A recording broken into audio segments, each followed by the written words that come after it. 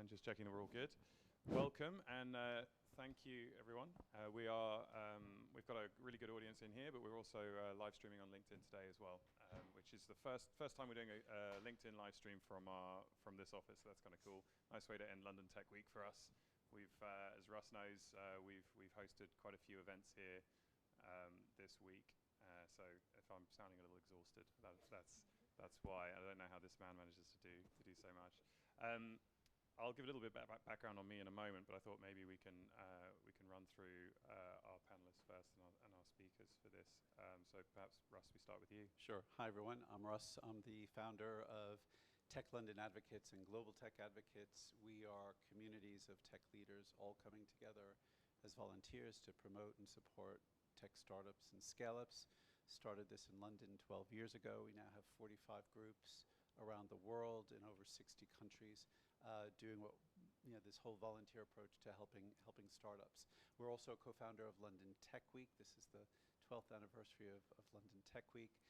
It's been an absolutely manic week. We had the PM open London Tech Week on Monday morning. I'm a bit like Tim. If I flag a little bit, this is my 25th event this week. So I'm a little bit weary, but the sun is shining. It's Friday afternoon, and we're going to have a good chat. Hi, I'm Shaun Simons. I'm one of the founders of Compton. I am a commercial property agent specialising in the Eastern City Fringe District.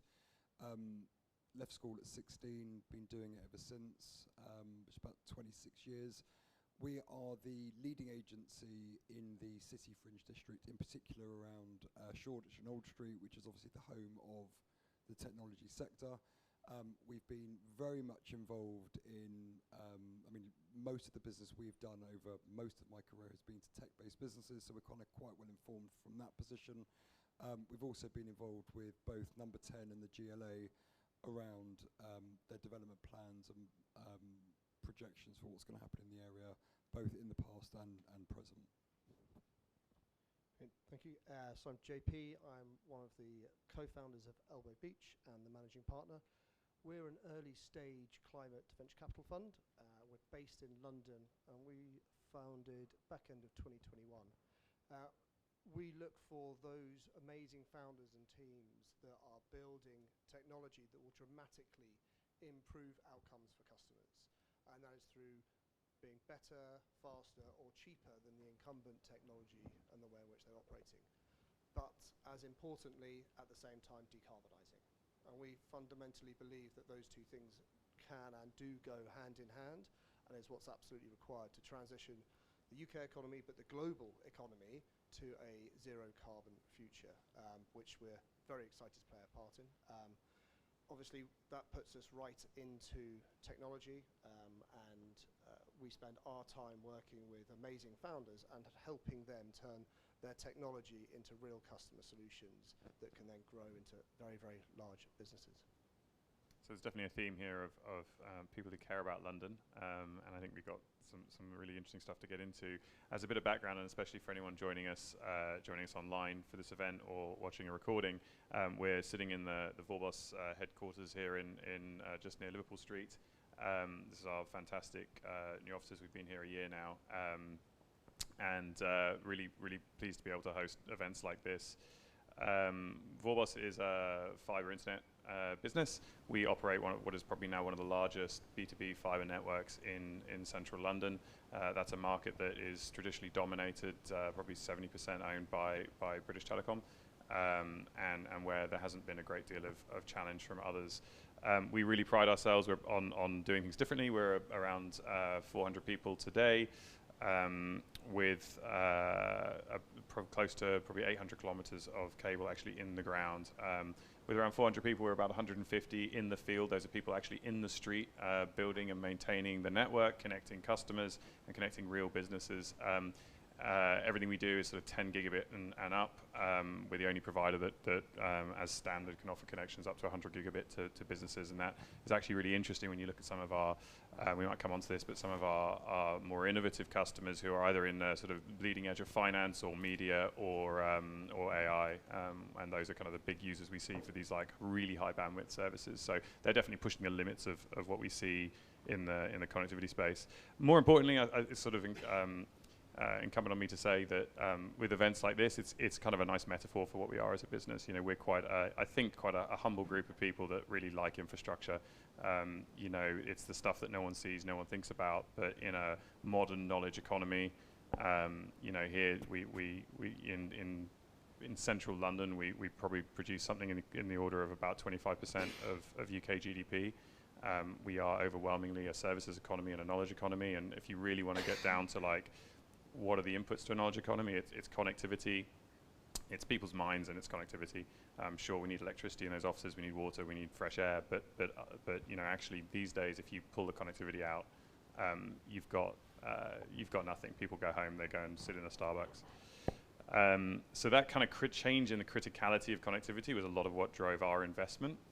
And as you know, we see that as a critical part of kind of bringing competition to a market where, being blunt, our view is that the incumbent has been extremely slow to innovate and has really got a stranglehold on kind of UK PLC. So we think we have a disproportionate ability, and I would say that over the next decade, to probably just kind of transparently unlock a huge amount of potential in the economy that will probably go unnoticed. You know, we sort of liken it a bit to like building a bridge or building Crossrail or something, where, you know, we kind of very quickly take for granted that we now have that capability.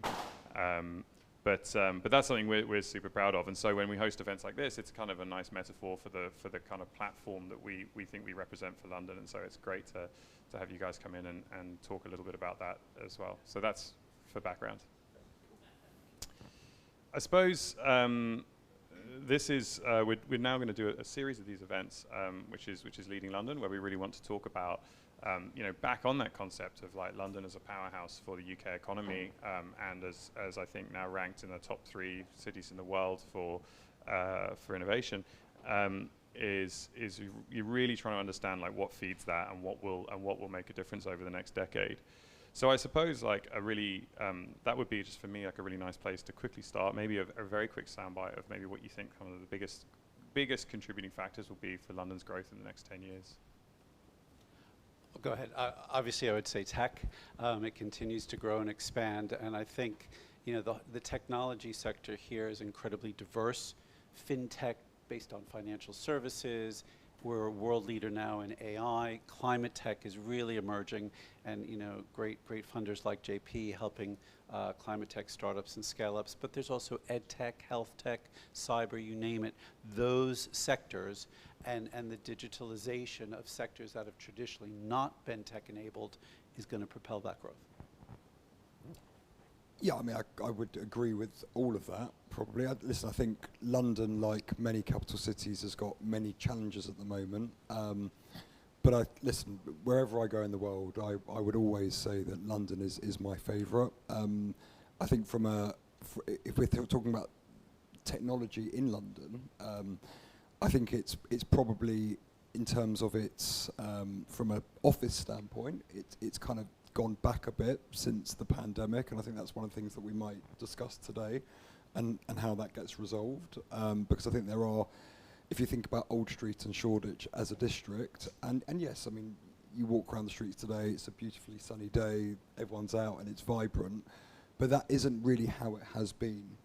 If you compare, let's say, back end of 2019 to the early part of 2020, of 25, it's been a very, very different environment, and I think part of the discussion today is maybe addressing some of those challenges, because prior to the pandemic,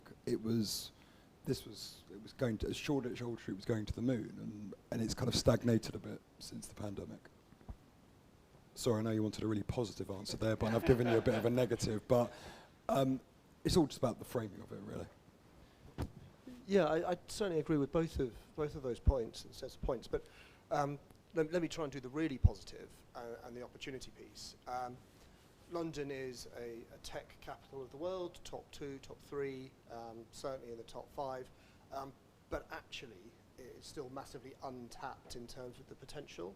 And there's a couple of my favourite stats around that, just to make that point, is the London universities, so UCL, Imperial, etc., produce as much IP as the Bay Area universities in San Francisco. So, you know, we all know about Silicon Valley, we all know about the great businesses that were formed there, grew out of there. A lot of that came out of the universities there. We just don't have that same narrative of great success stories in the UK. There's 10 times the number of unicorns that were university spin-outs from the Bay Area in California compared to the London universities. There's not unsurprisingly, there's 10 times the amount of capital deployed in there as well into those great and growing businesses. So London has this wealth of untapped knowledge that if you can change some of the stuff culturally, some of the stuff in terms of the flow of capital, definitely some of the things in terms of infrastructure, both physical and digital infrastructure, you can unlock this massive bow wave of GDP growth and wealth creation opportunity. And I think that's where I see London, look at London and get very, very excited when I think about what the future It's interesting be. there, maybe we come on to that a bit later about this. I guess the risk to me is this kind of, or for me is this kind of brain drain idea. It's like we actually do a lot of this kind of spin out knowledge generation and then we lose that talent overseas, or we fail to invest in it or cultivate it here. And I know there's been a lot of reform in things like how knowledge transfer out of universities actually is working. But I think we're a fabulous city to start up a business. It's getting to that scaling stage where some of the roadblocks are, and I think there are good initiatives underway to address that. When I talk to scaling businesses, their biggest frustration is the lack of scaling capital. There are a lot of changes announced recently by the Chancellor, but a lot of the pension fund investment that goes into our sector doesn't come from UK pension funds. It comes from Canadian pension funds or the California pension fund or the Australia pension fund. So to your point, JP, there's a lot of the right ingredients there. We need to rebalance some of them. Yeah, I definitely talk about capital and the challenge of capital, particularly in the scaling space, and to your point around holding on to these great British companies before they do the Delaware flip over to North America to scale and get better funding. But I think there's a cultural piece as well, and I think anybody that has a microphone and is a leader and has a voice should be trying to drive forward a cultural message of optimism and opportunity, because that's the big cultural difference between, in America, anybody who tries something, whether it works or not, is celebrated for trying, and when they are successful, is double celebrated. In the UK, there's not that. If you're I challenge you on that. I think that's changing here. I mean, I've lived here. The accent is not from here. I've lived here for over 30 years, but particularly in the last 10 to 15 years, I've seen some positive change in that direction. Long way to go, but it is shifting, especially compared to other hubs around Europe that I visit. You're right, it is shifting, and recent stats saying that 50% of university leavers now want to start a business rather than go and join a bank or get on a grad scheme. So there are, but it's just not fast enough, right? So let's celebrate the journey we're on and the trajectory we're on, but there is so much more we can do, and we need to celebrate success. I'd be interested actually, Shaun, to hear your experience on that, because Russ and I I've talked to you about, I started this company this is my 20th year running Vorboss, believe it or not, and that does resonate, right? Which was like when I started this business in 2006. I think I spent the first 10, close to 10 years, where if I told people what I did, it was like, why'd you do that? Like, why don't you have a real job? And then that sort of UK attitude of like, why don't you just go work for a big company like everyone else? Whereas, and it was really strange because I used to spend a lot of time in the US as well, and I used to really notice the difference of like, you say, an American would ask me what I do, and at this point I was like always like kind of apologizing as I was saying it, downtrodden as I was, on like, oh, well, I started a company, and they'd be like, that's amazing, man, like, that's so cool, like, because that kind of the American dream is like, even if you just have like a pool company, and it's 3 guys and a couple of pickup trucks and like that, and you just do pool cleaning, like, that's cool because you work for yourself. And in the UK, I think there's, as you say, it's changing, but I'm curious if that you had a similar experience. I mean, my experience was, I left school at 16, but I was that kind of kid in the playground who was buying mobile phones on the weekend for like £25 and selling them on the Monday for £27.50. I always kind of had this kind of hustle. We need to compare notes on that. I also had a mobile phone trading business when I was 16.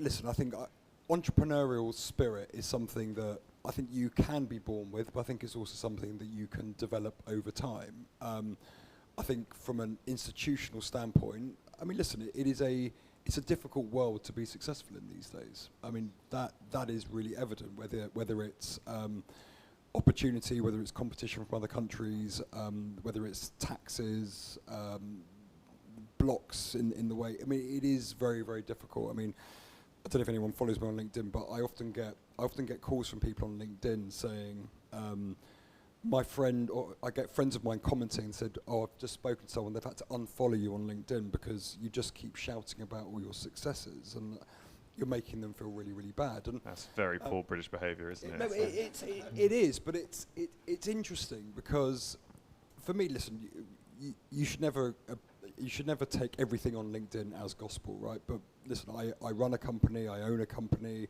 I represent lots of people, I employ lots of people, and as far as I'm concerned, I'm not going to broadcast bad news, but I'm entitled to broadcast the good news. But I do think there is a mentality issue in the UK compared to the States. I mean, I go on holiday in the States every year, and everyone, as you quite rightly say, everyone is celebrated out there, whereas here it's not so much.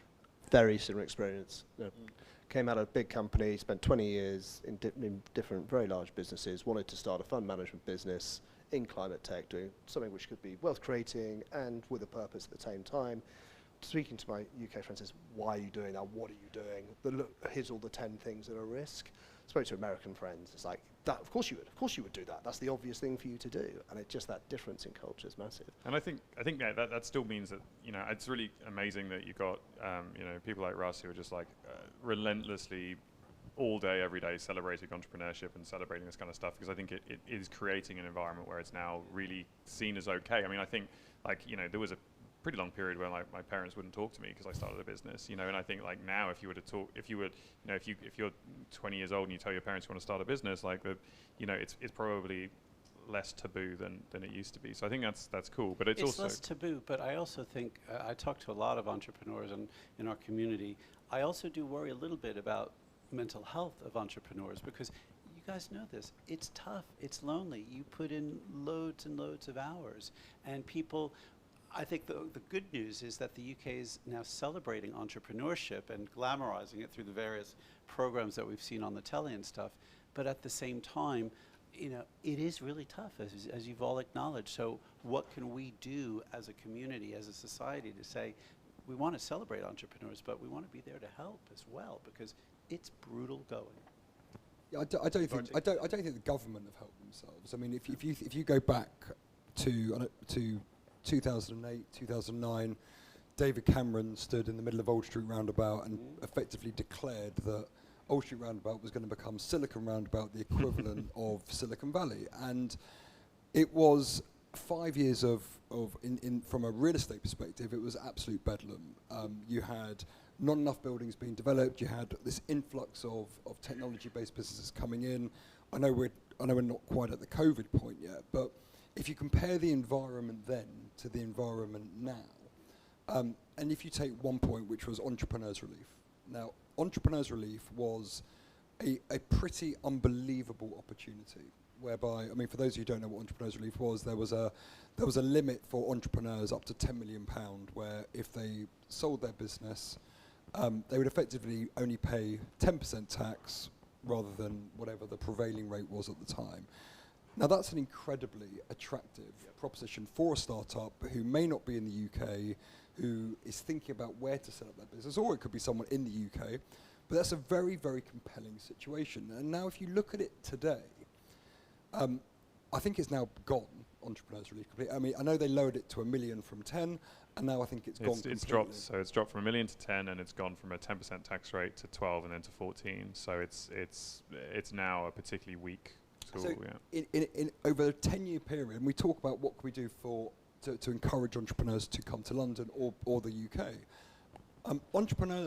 Entrepreneurs Relief was such an appealing proposition, and I've had, so when I set up my second business, I set up my first business in 2010, I sold it in 2016, and I launched my second one in 2021. And we really kind of had this moment where we said we had jobs, we were working for the people that bought us, I wouldn't be as arrogant to say we had a job for life, but we had total job security, we were paid reasonably well. And there was this kind of decision, do we go again or do we not? And I just think the current, the lack of opportunities like Entrepreneurs Relief, or the lack of structures like Entrepreneurs Relief, does make it quite unappealing potentially, especially when you think about, I mean, Dubai is something that comes up quite a lot. The talk of people, the exodus from London into Dubai. And you can kind of understand why. Now, I personally wouldn't do it, but I could very much understand why people would. If you're doing something that doesn't require you to be physically in London, I mean, I'd need to physically be, not only in London, I need to physically be in Shoreditch. But there are plenty of people that can create global businesses or platforms, probably like a lot of the people you invest in, who are not really bound to any specific location. And quite frankly, if the tax structure here is rubbish and the weather's shit, which it is, there are other appealing opportunities for people. Yeah, and if I could just build on that point, we have great entrepreneurs in the spaces we invest in. They're typically STEM entrepreneurs, so which we have loads of. You know, we have 3 of the top 5 universities in Oxford, Cambridge, and Imperial in the UK. So we have this talent, but around that, you need at least 10 world-class operators to develop that one business into something that is world-class. And if you have all these downweights about people wanting to be in the UK to grow businesses, those operators, the entrepreneurs may be here, may not be here, but the operators who are needed definitely won't be, and they will go to the Dubais or elsewhere where there's a better quality of life. Yeah, I mean, I think your point on entrepreneurs relief is an interesting one. I missed it by 6 months, which, having spent 15 years at that point with this kind of light at the end of the tunnel of, like, you know, because actually it was that funny thing of because it was removed without warning, if you recall. They announced it after they'd removed it so that no one could sell their businesses and quickly cash in. And actually, if you read the paper that the government put on that, I think they estimated it only affected something like 1,000 individuals, which was a complete, you know, so the kind of assessment that went in, I think, was completely off. But it was funny because it used to be that, you know, when you were sat at a dinner party apologizing for having a business, it used to be one of the few things that my friends who had all invested in property would then sort of start to understand. You go, but it's not a terrible thing I'm doing, because actually the light at the end of the tunnel is actually, if I can successfully sell my company, there's, you know, it's actually quite a tax efficient structure that, like, means that I retain some value. But I think the thing that's sadder about it, though, is it's created, if you do the maths, it's created a structure now that really encourages the creation of more lifestyle businesses. So now the incentive is not, you know, what I did was for the first almost 10 years, basically drew virtually no income out of the company. I was very, very poor. You know, took out enough to pay the rent, and I had a few side gigs I did.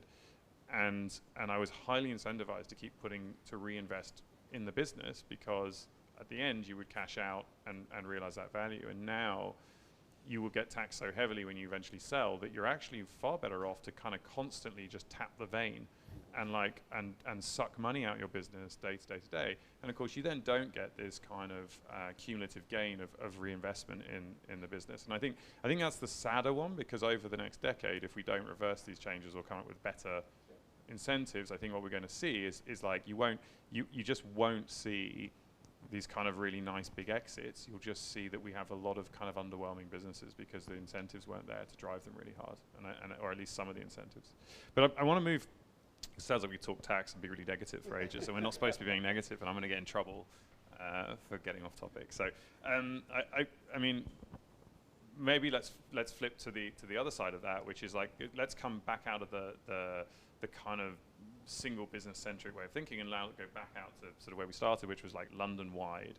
What are the things, and let's start with you, Russ, in terms of how we boost productivity in London? And obviously your perspective is fascinating because you spend time in I mean, how much of your time do you actually even spend in London versus I actually spend a fair bit of time here, but I do travel a bit to different tech hubs all over the world. So I think your perspective is always great, because whenever we're all negative about London, you're like, but do you realize we're still top 2, top 3? Well, you know, we're talking about Dubai, and, you know, I think Dubai is very interesting, but Dubai lacks a number of ingredients that I think are ultimately going to sustain it as a massive tech hub. It's built on tax incentives and literally buying in a lot of talent, but there's not a lot of homegrown talent there. It's not a big place to begin with, a bit like Singapore. Those two cities have done a remarkable job, but I think they can only go so far.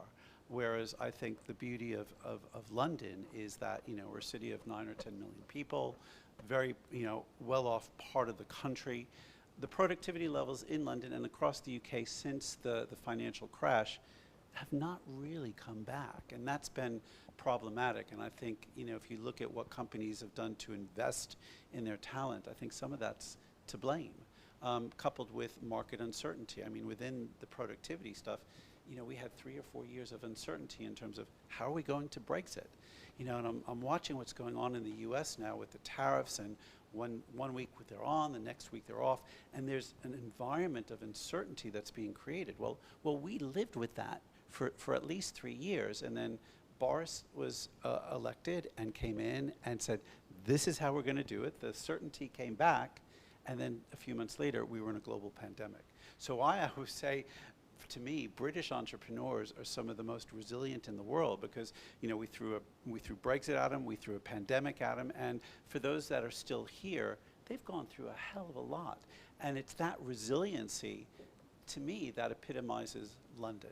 You know, there's so much upside, there's so much fun, but it's tough out there. But the people I see, they're tough, they're resilient, and that to me is what ultimately can help drive our productivity. We just have to bring more people in and skill up and train up more people. See, I would say, and this, just caveat really quickly, this is not a plug for my own business, but and if anyone's followed me on LinkedIn for the past 4 or so years, this has been something that I've been incredibly outspoken on, but it's a deep-rooted belief, and I do think the kind of the work from home culture, which I think has been really somewhat spearheaded by the technology-based businesses, and with good reason. You can understand why. I mean, during the pandemic, most tech companies, they kind of, their profits or their share price or their revenues, it went through the roof, and I get that. But so I have 4 fundamental reasons why I don't think work from home works, and one of them will spin back to this exact point. So firstly, I just think it's generally bad for business. I think the ability for a business to operate without its team together, I think is bad for business. That's point 1. 2, for me, the cornerstone of any business is very much its culture. There are examples where that doesn't exist, but for the majority of cases, I'm sure you can all relate, business culture is integral, and you cannot create a business culture if you've got your people not working together. 3rd, I think it's bad for personal career progression, and I've never actually found anyone who's been able to argue that properly, because I just think it's an unarguable point. But the 4th part, which goes back to this point, is about a responsibility to society.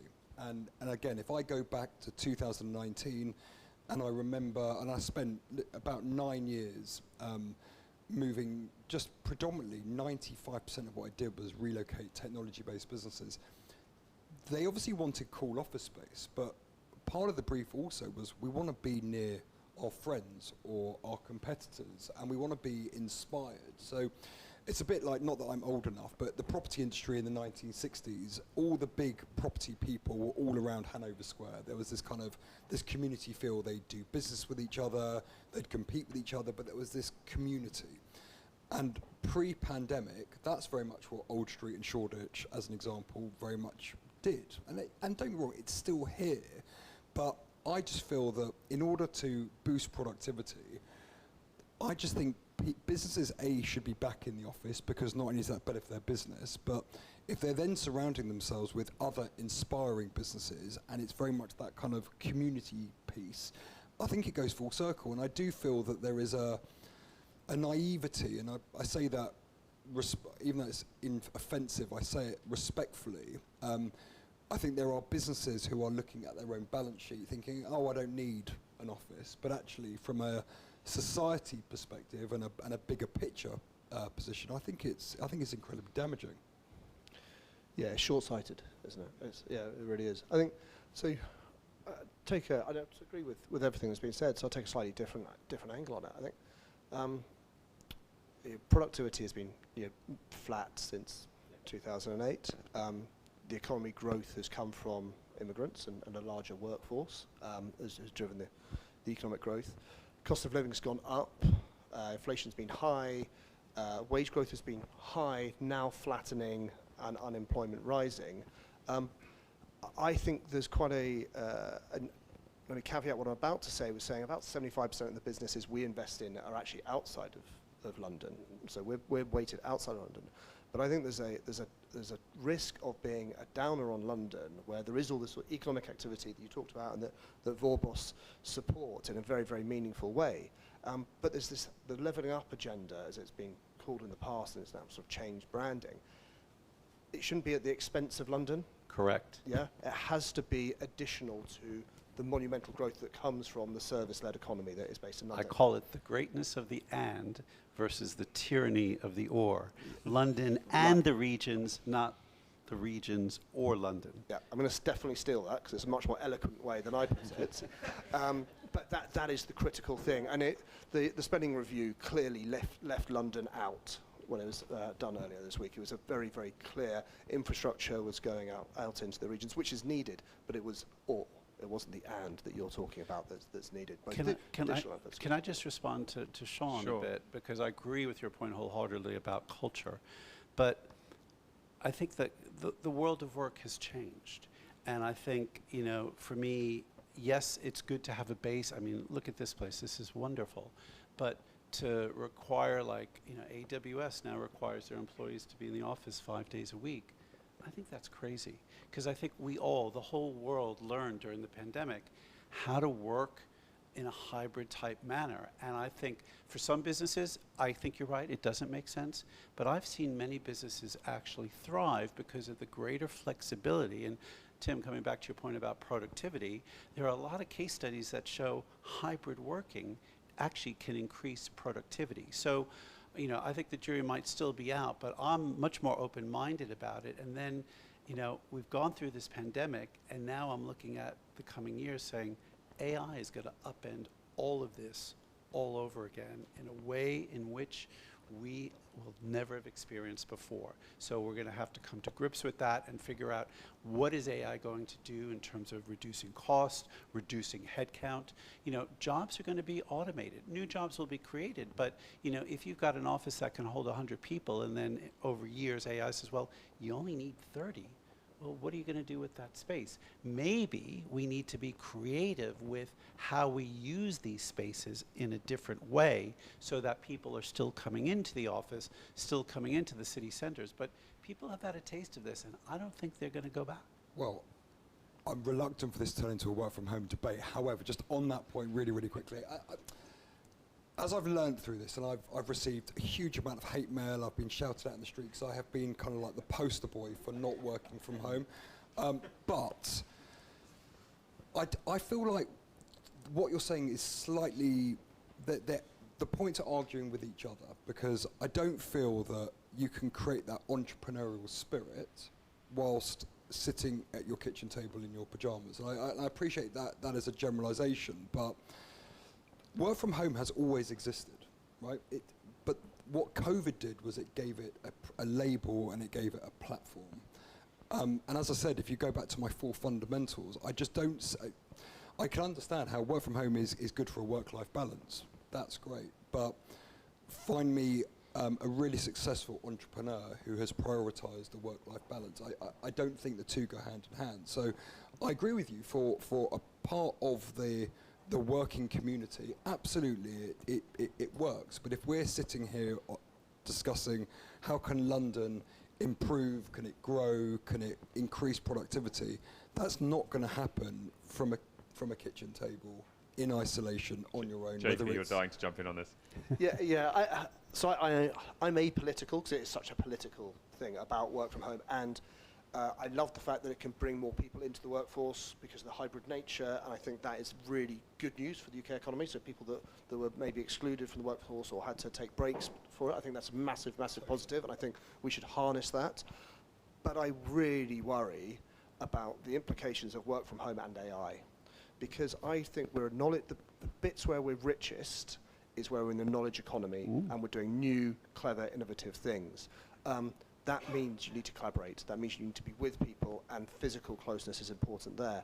I think if people are working from home and early career people set that expectation that that's the right thing to do is work from home, they are going to miss out on opportunities. And it'll be those low value roles that go fastest because of AI. And I think it is incumbent on those that are in senior leadership roles that do have those conversations, say, yes, work-life balance is important, mental health is important, being able to have some flexibility to get back into the workforce if you, for whatever reason there may be.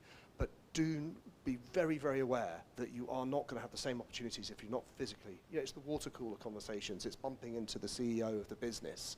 You don't get that when you're dialing. Not always a good thing. But not always a good thing, but you're less likely to get promoted or get that opportunity if you're not in the office. Yeah, and I think this is going to be really interesting. And I talk to some of my friends and colleagues who work in law firms, finance firms, investment banks. This idea that one of the things I still struggle with is you might take a junior person into a meeting and they might sit and quietly listen, or even sit on the side. But it's really hard to sit on the side in a Zoom meeting. Right, like everyone's presented as the same size, and this idea that you might just casually get invited and exposed to things, those sorts of, as you say, those sort of opportunities that come up, that's quite difficult.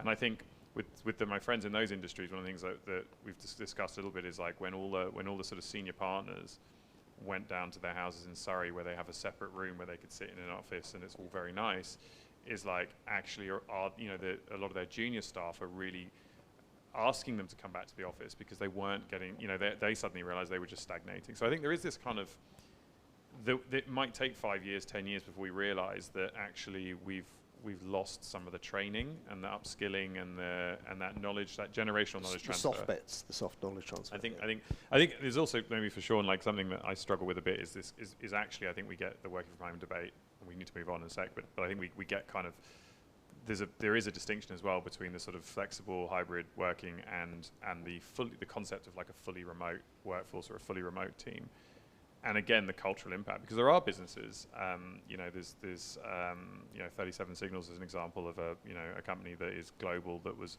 initiated 15 years ago as a completely fully remote business and culture. But what's interesting about that is they set out on that, and if you kind of read some of the stuff they've written, what was interesting about them was they understood that when they hired people, they really had to find the right personality types. They have never as a business ever had an office, and they build great software and they do really cool things and they've been mega successful. But they did say that they identified there were personality types that they had to hire surprisingly resilient people. This was all 10 years before COVID, right? Surprisingly resilient people who would be disciplined enough to be productive and work at home and not need a lot of the things we're talking about, and also who were already sufficiently skilled that they weren't in that early sort of learning developmental part of their careers. So it's kind of interesting because on the other side of the equation, you've got companies who've been very successful, but where they recognized it took a different type of employee. And I think what's perhaps difficult is where you then take a load of businesses and banks and things that were all set up and built their culture around being in person, and then you rip that out. Clearly, things are going to start to break, and I think to that extent, like I worry a little bit as well that we've seen that sort of.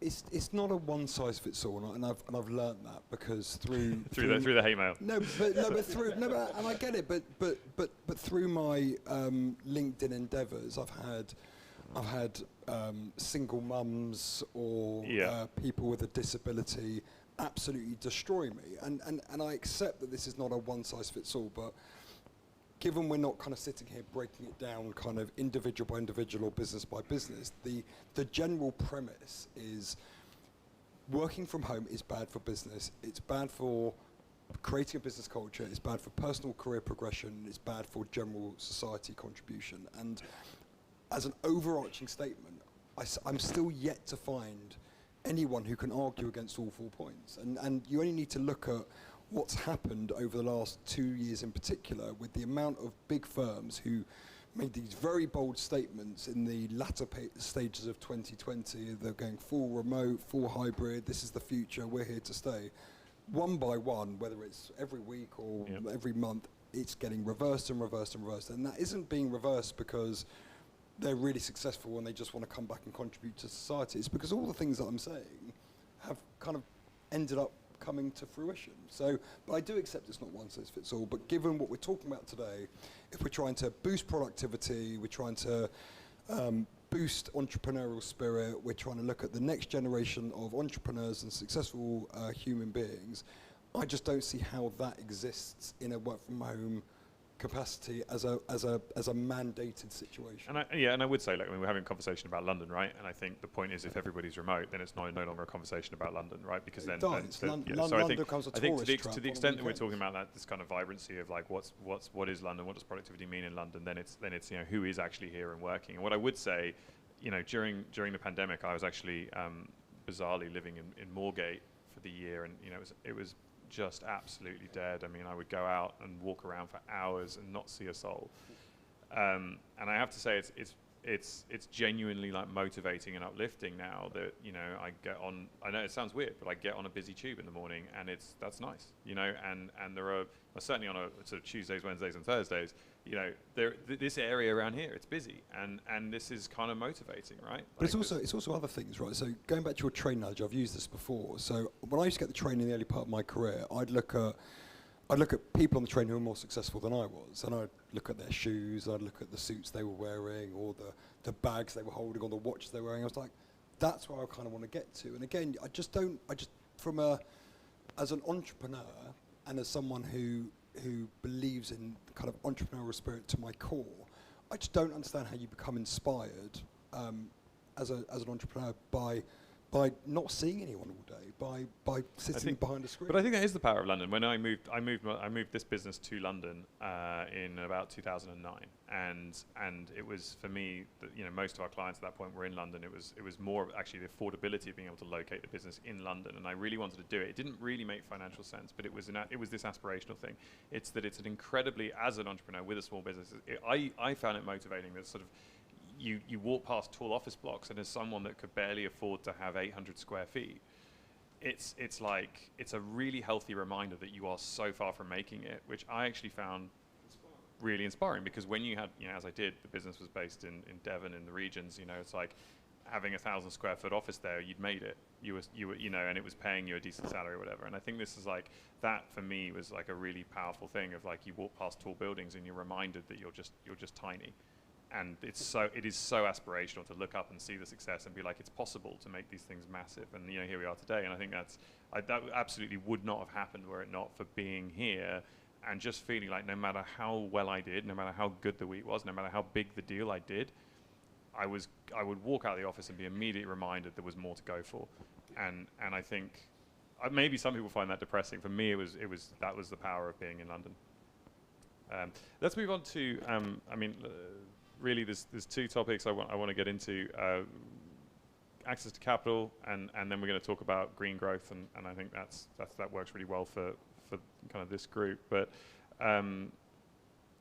JP, like you've just raised 80 million. Congratulations on that.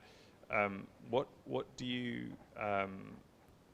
see as the biggest challenge for access to capital in London?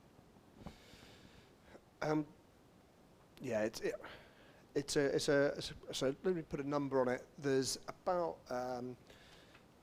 you make about per capita in London. There's about 70p compared to a pound in North America. So so we're about 30% low with the same sort of raw ingredients. So it's not like it's 50%. It's not like we're 20%.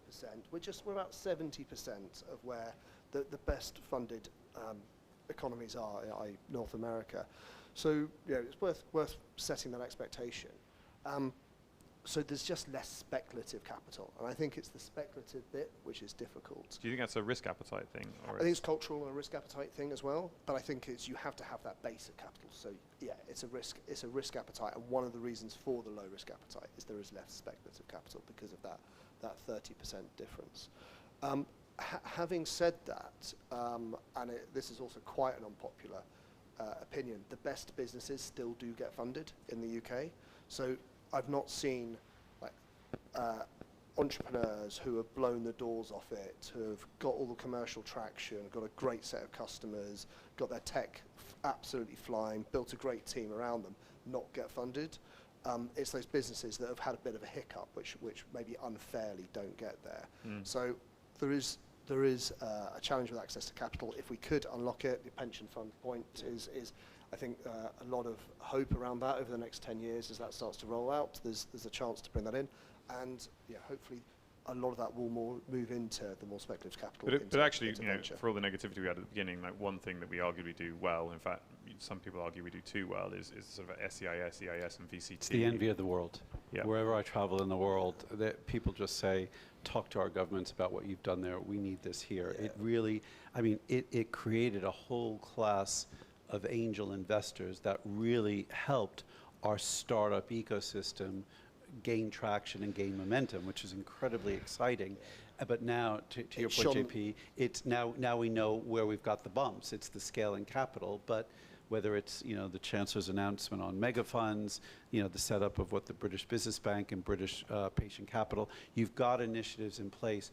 But I keep saying when I meet with government leaders, this is great. I can see the pieces have all come together, but we've got to move now because the rest of the world ain't waiting for the UK to get its act together. Yeah, and I agree. We spend a lot of time talking to a number of different departments in government about this scale-up capital, first-of-a-kind capital plants.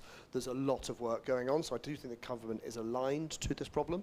So let's talk about the stuff that's other than capital. Is the operators aren't often strong enough to be able to draw on that capital. So, you know, I came from a telecoms background. I got to work with some amazingly commercial people and individuals. There's not that in the tech startup space as much as we need to draw that really, really large capital. I think that's a comparison, and I think that's being fixed. I think that is happening over time, and it's again a comparison with US peers as well. They're just not, they're more interested in the tech and not in the customer, and there's that cultural piece. And I often talk about a customer obsession of early stage startups, moving away from your tech obsession to your customer solution and outcome obsession. That's what will help you get the capital. And I do see that as a challenge and a bridge we need to cross to get to that scale up capital. Yeah, absolutely. And it's also to do with our strengths. You know, our strengths are based in STEM, and often that's people that have been in academia for a long time. They've been working in product roles in large businesses for a long time. They're spinning out. They've probably never thought about a customer or spoken to a customer. They thought about the best technical solution for what they're trying to build. Doesn't necessarily answer a customer's real problem, and that's a big point when you're trying to access maturer capital, because they want to see what is this capital, what value is going to be created. But I think that's also an expression of here. I think here we do very well at this sort of early stage capital, which again is the criticism of EIS, SEIS is that we're very, very good at the seed funding stage or pre-seed. We then suddenly the pyramid narrows when we look at the density we have of like proper VC capital, VC activity. And then as you get even into bigger, and then obviously the kind of elephant in the room at the moment is like there are just no good, interesting tech IPOs happening in the UK, and I think that that departure is a concern, I suppose. I think there are changes underway at the London Stock Exchange to make it more competitive. You've got the introduction of something called Pisces coming, which is unlisted private equity shares. There'll be a market for that. So I think they're really trying to think outside the box to make sure that not only do we have this vibrant earlier stage ecosystem, but you can see a pathway through scale up, through unicorn status, through to listing here. But a lot of companies are also thinking, do I really want to list? Do I really want to go through the hassle of listing? Which for some is an important decision to make. I know you're asking the questions here, but I just want to ask one. Go ahead. But is this just on this point, because it's genuinely interesting, but so my interpretation of it, dealing with lots of tech companies from all around the world who want premises in London, the lack of activity, whether it be acquisition, so on and so forth, but is that not a global issue right now, given the world is in a very unsettled place, whether it's COVID, 3, maybe 4 wars, all sorts of chaos. So is that specifically, would you say, a London thing or a UK thing? London has I agree that it is a global challenge, but London has a few more headwinds. I think the public market capital's much shallower. It's often looking for yield rather than growth, so it's quite happy in the high-yielding stocks. It's the ratio of SID, versus big institutions active is a challenge for the UK exchanges. So that's a bit more unique to London, but you're right, it is a global. I don't think the Nasdaq are celebrating bumper years, right? It is global. And there have been some British companies that have gone over there to list, or relist from here to there, and basically, they're kind of left in a bit of a no man's land in terms of their valuation and in terms of the drop off. So it is the broader market conditions, and I think, we're in 2025. I think there was a hope that this year would be a better year, a more settled year after the post-pandemic adjustments that needed to happen. But we're seeing that being turned on its head by what's happening in the U.S. with the Trump administration and driving a whole geopolitical environment. I mean, I travel to a lot of places. People are uncoupling from the U.S. in a big way. And that, to your point, is it's creating a lot of uncertainty in the market, saying, where is this going to land? The bond market, we had our Liz Truss moment, a couple of years ago, when the bond market basically said, your plan is not viable. Watch this space in the next few months with what's going through in Washington. If they get that package through, I think the U.S. bond market is going to go ballistic. What does that mean for the U.S., which we all tend to follow sometimes from the financial market perspective? We've got to watch that one closely. It's funny because listening to this, and these guys are way more intelligent than I am, but it's interesting because from a real estate perspective, so if you go back to that run from, say, 2014 through to 2019, maybe a bit before that, but what you'd have is businesses losing $50 million a year, and they would rock up to a VC and they'd get $150 million of funding, and then they would go spraying that cash on real estate, on people. You'd have the most spectacular offices with slides and chefs and all sorts of things, right? And then obviously there's been a few different events that have happened. You've had the collapse of the Silicon Valley Bank. You've had COVID. Yep. You've had this work from home mentality. And actually what you have today is we see a lot of tech companies who are looking to make moves based on their funding. So it's conditional on their funding. They'll go for their funding. So the hypothetical the company losing $50 million a year, they previously raised $150 million. What they're now doing is they're now not able to raise nearly as much. And so they're raising significantly less. And because of the environment we now live in, that significantly less is costing them a lot more. Yeah.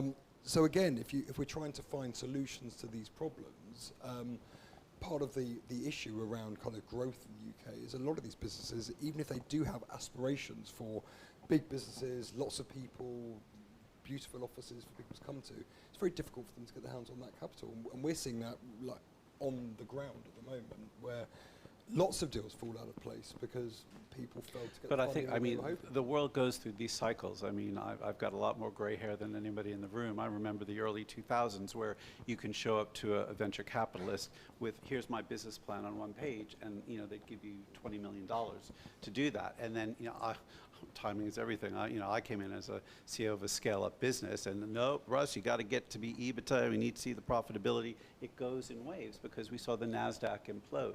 But again, coming back to London, there's resilience here. We're seeing that in spades. And for me, as I look at the AI generation that we're embarking on, is how do we really build on the resiliency that we've got? How do we skill our workforce? I was really pleased when the Prime Minister on Monday announced this initiative called Tech First. Finally, we've been banging the drum saying to the government, please invest in reskilling and retraining the British worker on AI skills, on digital skills. And they were smart. They've got a lot of companies behind them who are going to pay for a lot of this funding. That is another piece of the puzzle, in addition to the pension fund bit, that gives me confidence that London and the UK will continue to accelerate as a world-leading hub in many, many areas. But I also caution everybody and say, look beyond the UK in terms of what's going on. The Chinese are moving very fast. India, I think, in 20 years is going to surpass all of us in terms of the growth that we're going to see over there. I was in Saudi a couple of months ago. Oh my goodness, I joked with people there. I said the national symbol of Saudi Arabia should be the construction crane. I must have seen 400, no joke. So other parts of the world are moving at breakneck speed, and for us, our adaptability and flexibility as a great city is going to be tested, but I'm confident we can get there. That's a really nice summary. I mean, the one bit of advice when I'm put on the spot and asked for a bit of advice for entrepreneurs, it's survival, right? Like, I think if you imagine that you're going to be able to build a business, like it's going to take you 5 to 10 years, you're not going to minimum, right? And you're just not going to have a 5-year period where you don't encounter a pandemic, a financial crisis, Brexit. You know, you name it. Like we've kind of, you know, in the 20 years I've been doing this, we've had just like bang, one thing after the next. You know, and it's, you know, that you've got to build in that resilience. Exactly, but also I guess the point for me is that this is also a fabulously livable city. It's expensive, I know. I've got 3 sons, all struggling to figure out how do they pay the rent or how do they get on the housing ladder. But the diversity of our city, the people who are here that make up London, the neighborhoods that we've got, the culture, the music, the theater. I mean, this is an incredible city that, again, when I travel to different places, so many people want to come here. And coming back to London Tech Week, there are quite a few people who came here for the first time. You know, they heard about the tech buzz, they wanted to see it for themselves. They were absolutely blown away, helped that the sun was shining and it's warm, etc. But, you know, this is, I think it's one of the best cities in the world. So let's move on quickly to, I'm just conscious of time, so before we wrap up, moving on to kind of green growth. I'm interested in maybe super high level whether you see the green agenda as kind of an additional burden for businesses or as an opportunity. I suppose that would be my... So I'm unsurprisingly got an opinion on this. You know, there are some problems with how a transition to zero carbon economies and zero carbon businesses is perceived. If it's done by regulation, you know, ULEZ or forcing costs onto companies through carbon charging and the like, it's going to have the public's going to have an allergic reaction to it, and it's going to put further stress on stressed UK businesses, and that's just not helpful. The answer is the technology is there. The answer is in technology. Green premium is not a thing, right? There are very, very good technologies that are commercially ready that can be procured now and deployed, and they will give benefits, financial and commercial benefits to the customer, and also decarbonize their operations at the same time. The challenge is risk appetite and buying something new for the first time. And I think that is where the green growth is stumbling in some areas because it's the risk appetite. So the outcomes are there to be had, the better outcomes, both from a commercial point, but also from a climate point. But it takes an appetite of risk to get through that first time of doing it. And that's my succinct answer on that is change the procurement behavior, take more risk there, and you'll get better outcomes. So opportunity or headwind? It's an opportunity, massive opportunity. Yeah. I think it's an amazing opportunity. I think from the risk point of view, I actually, and I don't want to be a bit negative here, but I think many of us are going to be forced into making some of these tough decisions sooner rather than later, because I think the planet is speaking to us. I mean, we're going to have this is going to be the hottest year on record. Look at the spring; we've had no rain. You know, when I travel the world, it's being turned upside down. You know, there's a big initiative happening at the UN this month on the oceans, in terms of what's already been done to our oceans, how they're heating up. This is accelerating. So, and I get frustrated because I think people who are a little bit lackadaisical about it say, oh, technology is going to solve the problem. It may solve the problem, but I think a lot of damage environmentally will be done. So I think we're all going to have to look at making some tough decisions and investment decisions on these companies, on these, and to help accelerate them quickly before the state of Florida is underwater. I would never live in Florida because in 20 years it's going to be underwater, and you know, people won't be able to afford. We're going to see an acceleration of trends around refugees, around property values. I mean, an area that you're in, there are some parts of the world I would not want to live in because I think they're doomed. And so, again, how do we come back and look at London and make it resilient and get behind these companies that have some amazing solutions out there? And Shaun, maybe at a really practical level, like what are you seeing? And how does that translate in terms of like what you see for building demand and with people you're speaking to? So there's in the commercial property world, there is obviously a green agenda around all the net zero, energy, so on and so forth.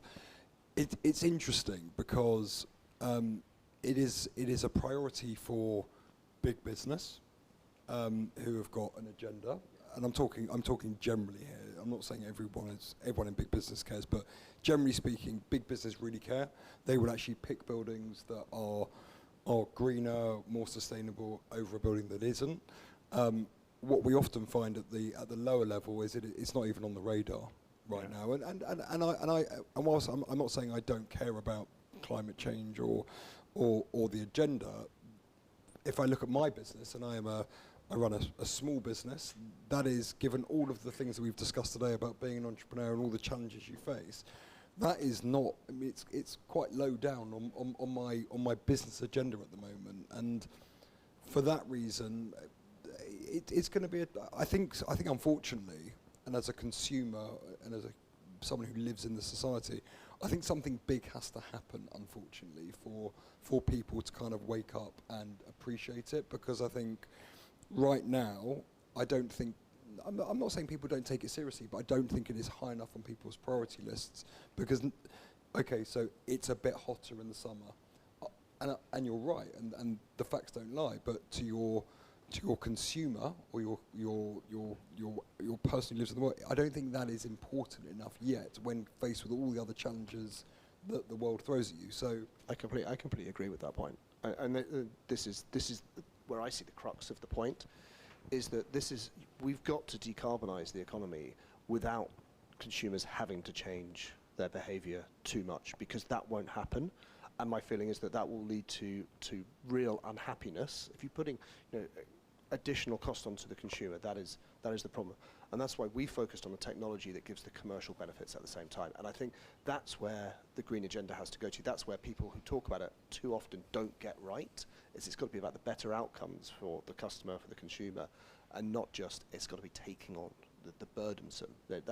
I worry about that massively, and I don't think it is on people's priorities, and I don't think it will be there for a long time. But I think that's kind of your point, right, JP? That you've got, if you can. I think most people are quite happy to go with a greener, more carbon efficient, option if they're not paying a premium, And I think back to when I first moved to London, and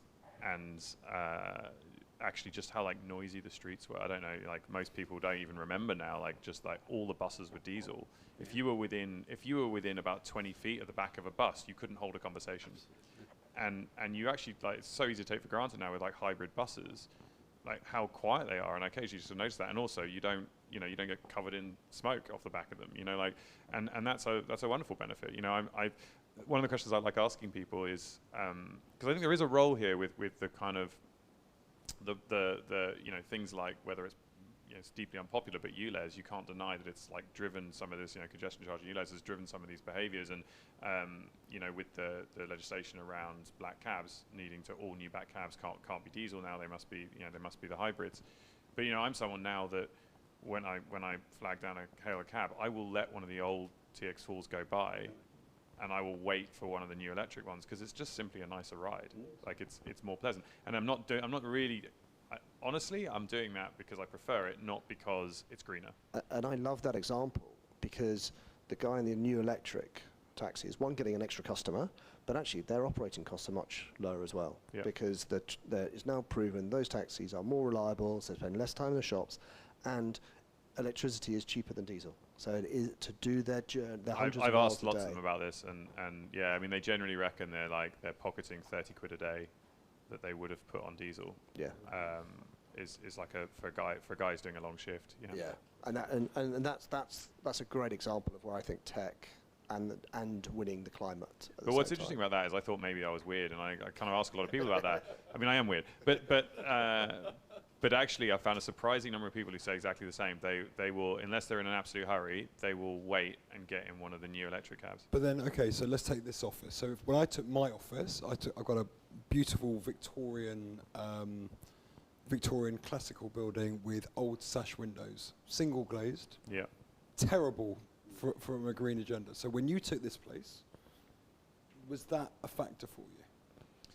I think to a point. I mean, I think we have a view, and I guess this is where it's not fair to put me on the spot, is it? No, I think there is a view that, like, because one of the things I really kind of want to ask you is, like, what do you think drives the tenants when they are going for greener buildings? Because I think actually part of it now is, when we took this building, there was a huge piece around the kind of the perception. We wanted to create a space that our customers would come, this was really all about exactly this.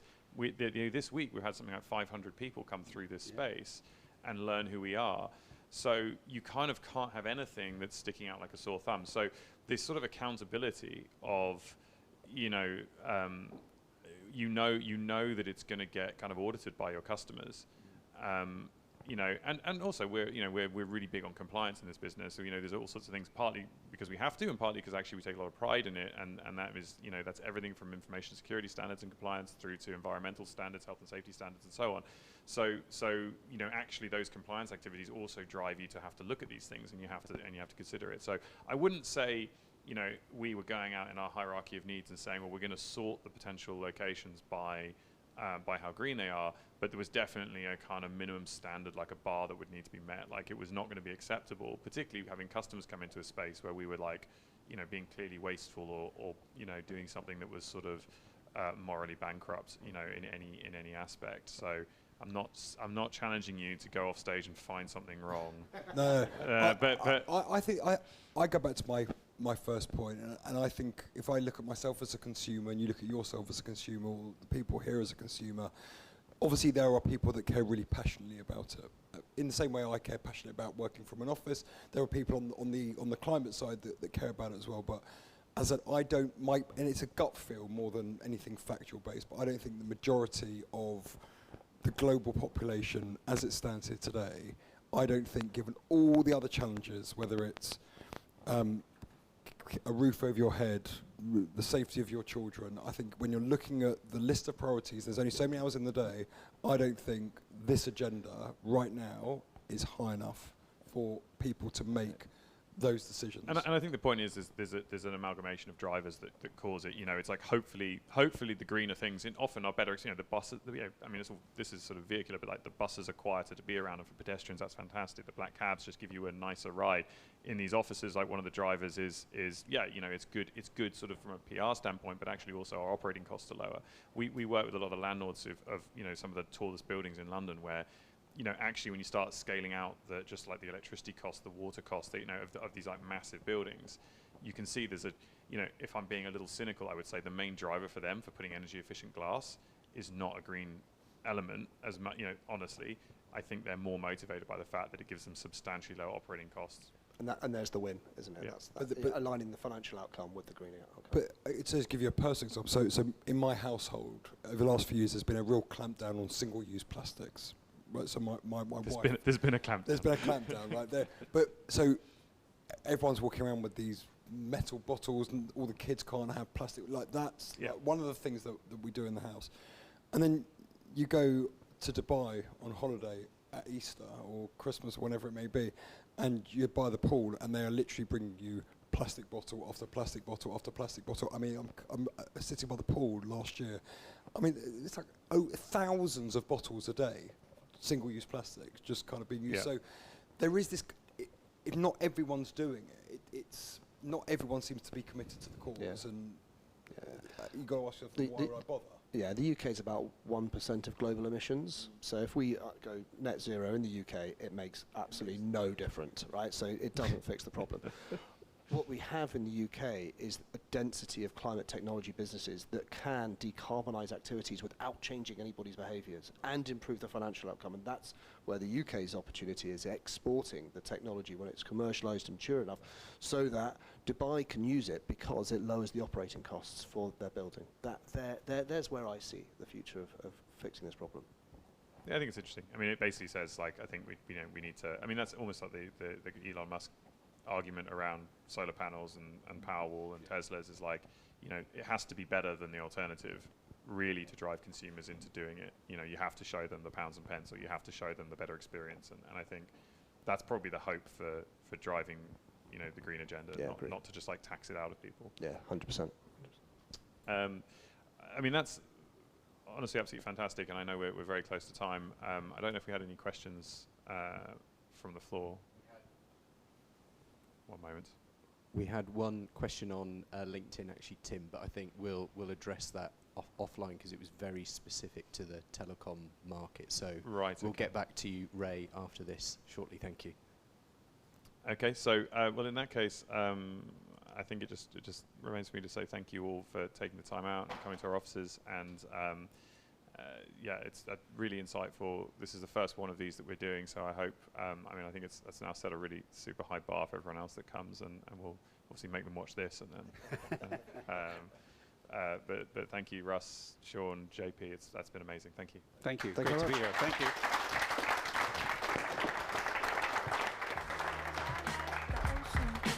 Her nails are painted green, and a cigarette in her mouth, yeah, that's she really mouths insightful. it. This is the first one of these that we're doing, so I hope, I mean, I think that's now set a really super high bar for everyone else that comes, and we'll obviously make them watch this, and then but thank you, Russ, Shaun, JP, that's been amazing. Thank you. Thank you. Thank Great you to very be here. Thank you.